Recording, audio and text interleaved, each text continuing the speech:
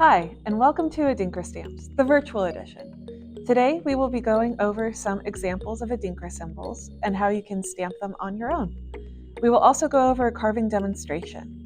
So, let's get started. Our first example of an Adinkra stamp is Fafanto, which means butterfly. I hope that you can see in your image, but the actual outline itself has been carved away. So, when stamped, this looks something like this, where the entire stamp is black except for the outline, which has been carved away, that is white, the same color as the paper. The Fafanto symbolizes tenderness, gentleness, honesty, and fragility. Next up, we've got two symbols. One, which is Sesa wo Isaban, I change my life, which is a symbol of transformation. We also have Gyawu Atiko, which is a war hero's hairstyle that is symbolizing bravery. So the two combined can create a beautiful field of Adinkra stamps. And together they create a message that change is brave and that you need bravery to change and transform. So what do you need to carve your own Adinkra stamp? Well, if you have a Plano library card, you can check out our stamping steam kit, and everything comes in it for free upon checkout. It includes an ink pad, a speedball carver, the actual easy carve material that we'll be using to carve the stamp out of, and you would supply your own pencil and paper. However, if you want to continue making lino cutting a hobby that you pursue on your own, you may also want to purchase some block printing ink, as well as a brayer. For my Adinkra symbol, I have chosen the Sankofa, which is a goose looking back and is meant to be assigned to go back and retrieve it, honoring your own roots and honoring history as well. So you can see I've printed out two versions of the image. One which is the correct way to actually draw and see the symbol, and one which is the inverse. So I flipped it vertically and got this one.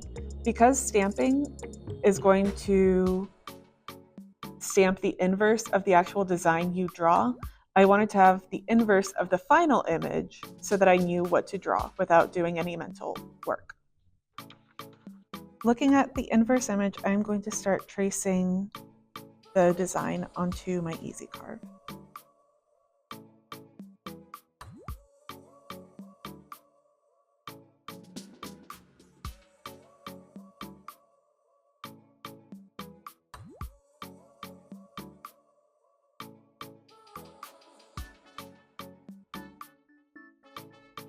Don't worry if your final product isn't exactly like the image. We're trying to get a close representation, and with Adinkra symbols, they are always slightly different. This is the speedball carver.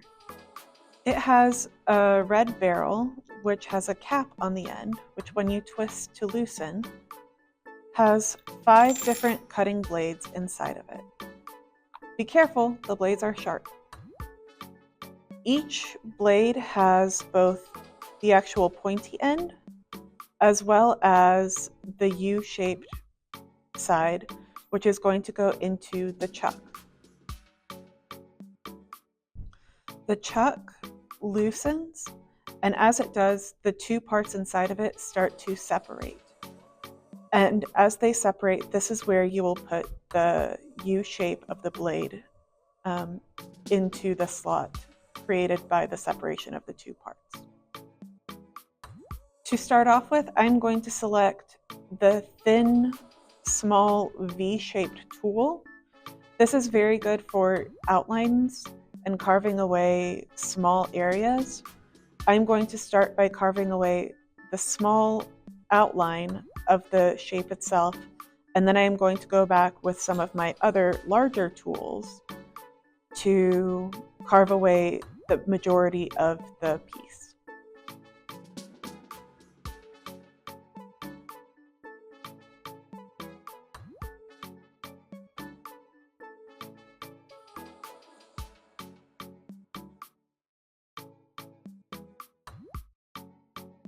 When you are carving, you want to carve away what you want to be white. Press firmly into the rubber with the sharp end of the tool and push along the line you want to carve. When you are ready, lift up as you come to a stopping point. It's kind of like digging.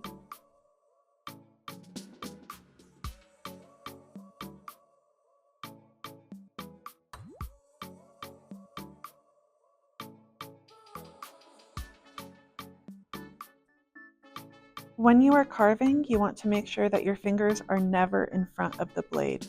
They should always be to the side or behind the blade. Remember, the blades are very sharp and the rubber is very soft. If you find yourself having to push too hard, it may be because you have carved too deeply into the block itself. If that happens, take the blade back and try to carve at a more shallow depth instead of so deeply.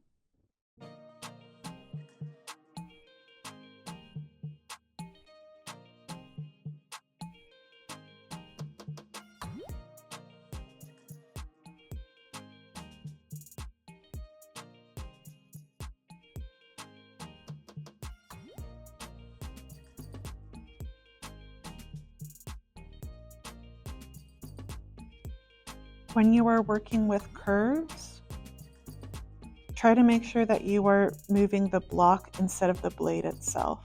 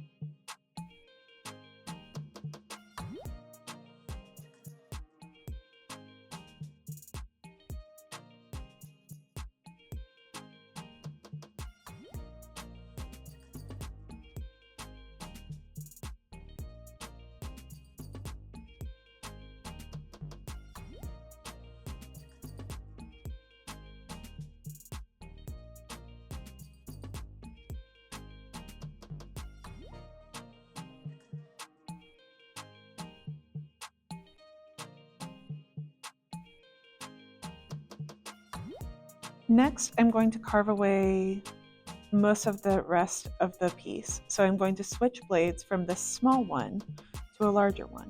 So I'm going to loosen the chuck, get my blade out, and use the deeper V. And again, turn the chuck to tighten. And now I'm ready to carve.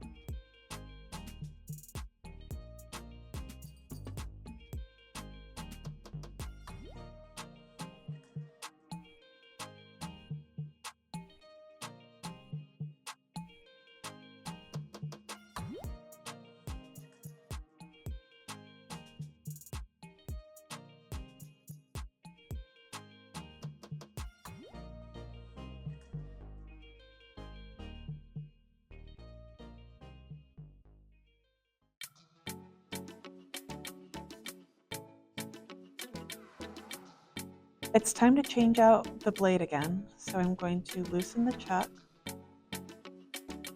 retrieve the blade, and change it out for one with a wider U. Tighten it again. The reason why I'm changing to a wider U is because the V will leave a lot of mountains and valleys in the carving, but a U will make the peaks a little less. This will give us less chatter in the final product. Chatter is the little leftover dots that you intended to carve away.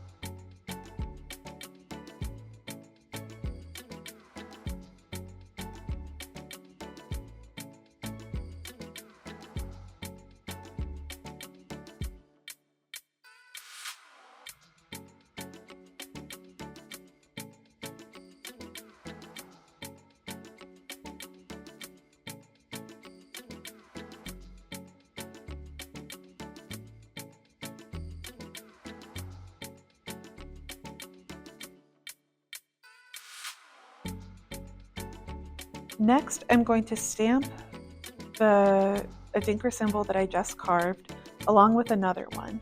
Traditionally, Adinkra is stamped with multiple symbols. So you can usually do these in a grid pattern or stamp them next to each other in lines. I'm going to do a grid pattern, and I've already laid out 3 small dots on my paper to kind of indicate where the grid will be. So I'm going to use my ink pad and dab it onto my Sankofa until I am seeing pretty good coverage of the entire goose.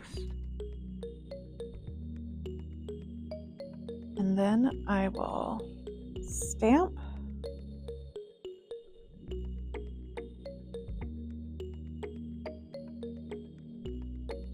I'm seeing that I could have carved away some more of the chatter, but we'll keep going.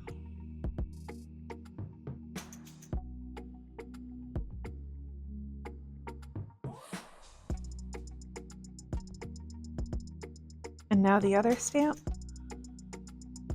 When you are applying the ink, you want to make sure that you are dabbing in an up and down motion as opposed to smearing the ink onto the stamp.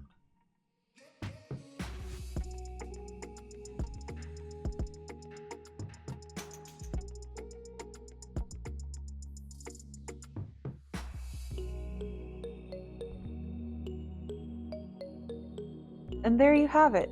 We now have our own carved Adinkra stamp that we can use to create beautiful works of art of Adinkra symbols, or put on stationery and do whatever else you would do with a stamp.